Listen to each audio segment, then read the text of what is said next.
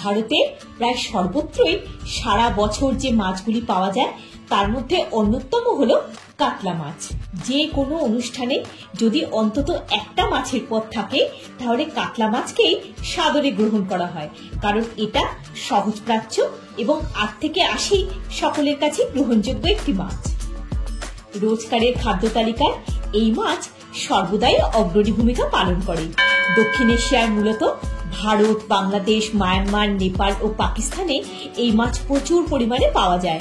কথিত আছে দই মাছ হচ্ছে একটা ট্রেডিশনাল ওড়িয়া ডিশ, যা মাছের সাথে দই আর মশলা মিশিয়ে তৈরি হয় আর ভাতের সাথে সার্ভ করা হয়।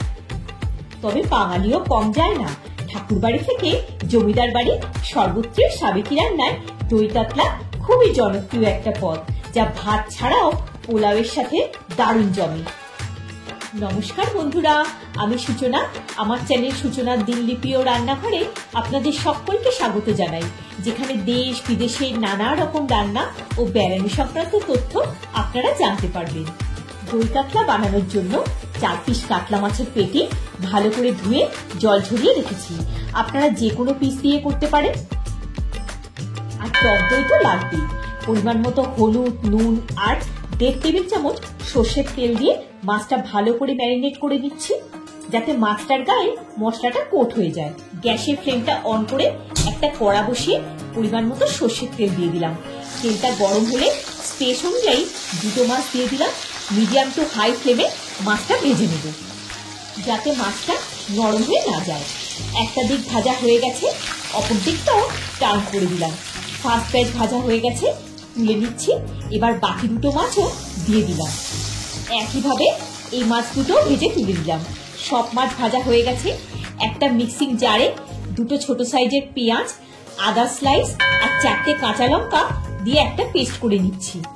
দই কাতলায় রসুন ব্যবহার করছি না। গ্যাসের ফ্লেমটা অন করে ওই তেলেই 1/2 চা চামচ গোটা জিরে, 2টো তেজপাতা, 3টে ছোট এলাচ, 3টে লবঙ্গ, একটা দারচিনি স্টিক দিয়ে দিলাম। মশলা দিয়ে সুগন্ধ বেরোলে পেঁয়াজ, আদা, কাঁচা লঙ্কার পেস্টটা দিয়ে দিলাম। ভালো করে মিশিয়ে নিচ্ছি। মশলাটা কষিয়ে নিচ্ছি। স্বাদ মতো নুন দিয়ে দিলাম।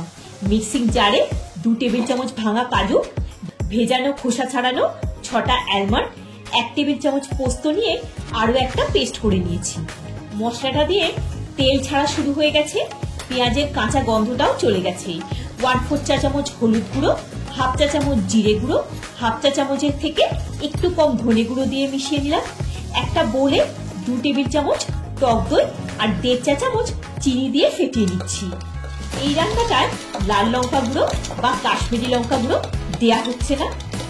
এবার কাজু, আলমন্ড, পোস্ত দেওয়া পেস্টটা দিয়ে দিলাম। ভালো করে মিশিয়ে নিচ্ছি। আপনারা যেমন ঝাল খান সেই অনুযায়ী কাঁচা লঙ্কা দেবেন। আরো একটু নুন দিয়ে দিলাম। মশলাটা দিয়ে তেল ছেড়ে দিয়েছি। এবার গ্যাসের ফ্লেমটা লোতে করে ফেটানো টক দইটা দিয়ে মিশিয়ে নিচ্ছি। একটা ঢাকা দিয়ে কুক হতে দিচ্ছি। মিনিট 3 হয়ে গেছে। পরিমাণ মতো উষ্ণ গরম জল দিয়ে দিলাম। 1/2 চা চামচ গোলমরিচ গুঁড়ো, 1/4 চা চামচ শাহি গরম মশলা দিয়ে মিশিয়ে নিলাম। আরো একটু ঢাকা দিয়ে দিলাম। এবার গ্রেভিটা রেডি হয়ে গেছে। মাছগুলো গ্রেভিতে দিয়ে দিলাম। ঢাকা দিয়ে আরো একটু কুক হতে দিলাম। 1 মিনিট মতো হয়ে গেছে। 1/2 চা চামচ দেশি ঘি দিয়ে দিলাম। দই কাতলা রেডি। এবার সার্ভ করে দেব। একটা সার্ভিং প্লেটে প্রথমে মাছগুলো রেখে তারপর গ্রেভিটা দিয়ে দিলাম। সামনেই আসছে জামাই ষষ্ঠী। এইরকম দই কাতলা মেনুতে রাখতে পারেন, দারুণ লাগবে। আর হ্যাঁ, আমার চ্যানেলে স্টার্টার থেকে ডেজার্ট নানা রকম রেসিপি দেওয়া আছে, সেখান থেকেও পছন্দ মতো মেনু সেট করে নিতে পারেন।